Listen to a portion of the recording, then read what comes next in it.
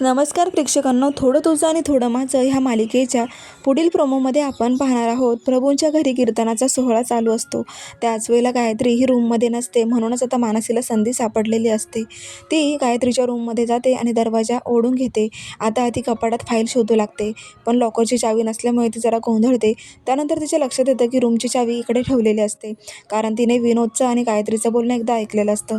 म्हणूनच आता तिला चावी सापडते आणि ती गायत्रीच्या कपाटाचं लॉकर उघडते.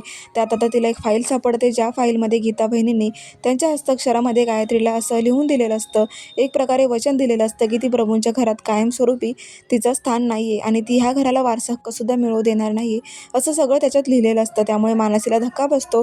सत्य समोर आलेलं असतं, पण गायत्री नेमकंच आता तिच्या रूममध्ये यायला लागते आणि समोर दिसते ती मानसी.